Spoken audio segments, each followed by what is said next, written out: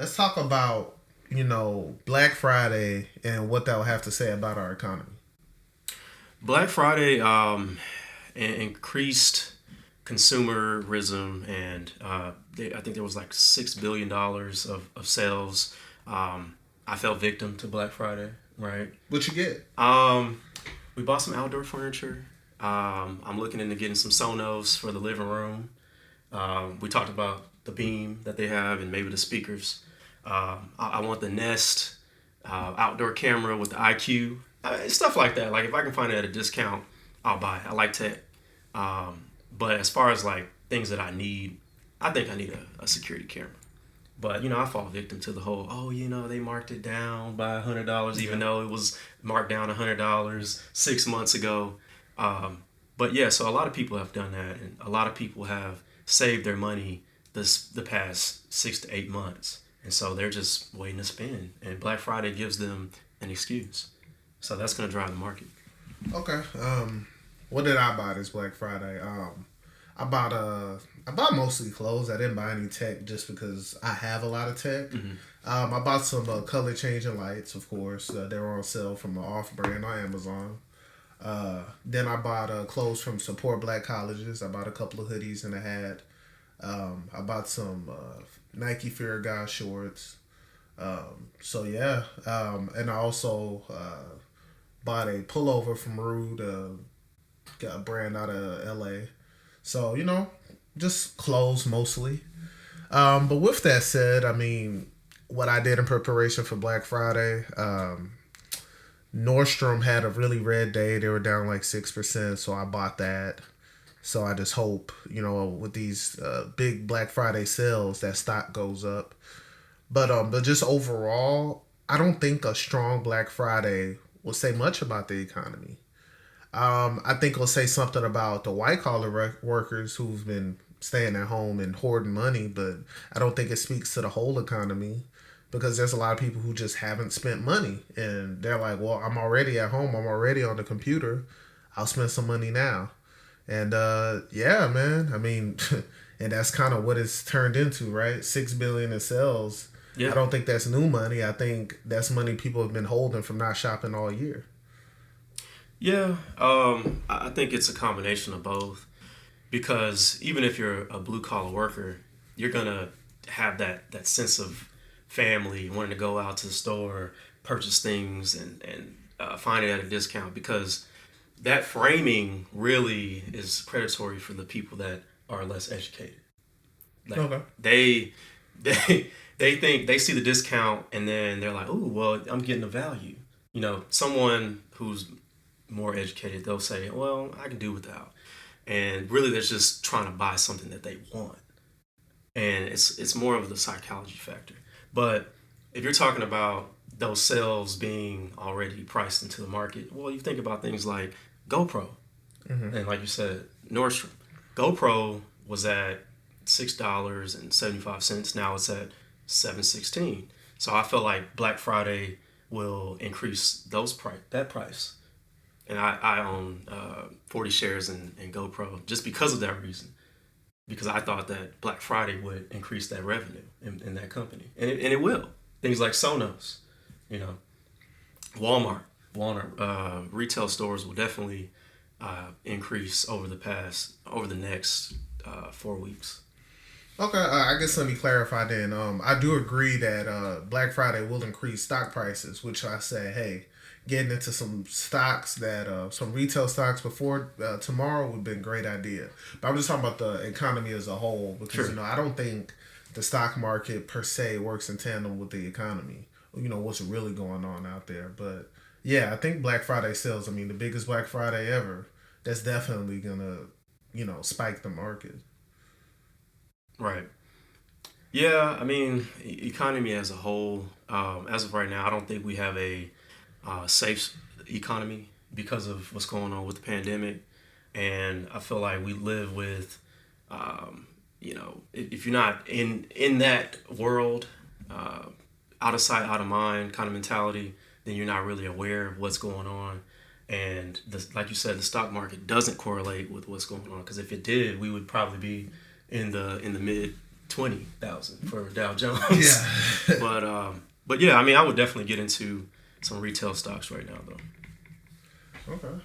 Yeah. So I mean, just overall, man, I think Black Friday, biggest shopping event of the year. And again, from the preliminary numbers, it's the biggest Black Friday we've had. Definitely not going to disappoint. What is that going to look like for job outlooks? I don't know that it'll impact it much. I just think more so, just the vaccine rolling out and getting the early FDA approval for emergency use. A lot is going to depend on that. Are you going to take the vaccine? I'm not going to take the vaccine because I feel like I have a strong immune system, and I believe that there are others that need it before me.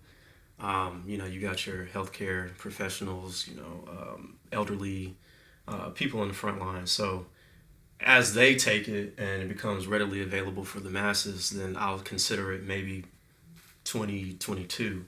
But as far as 2021, I think that I've had family members that have had the virus, and I've got a lot of information on what it does and how it affects people in my age group.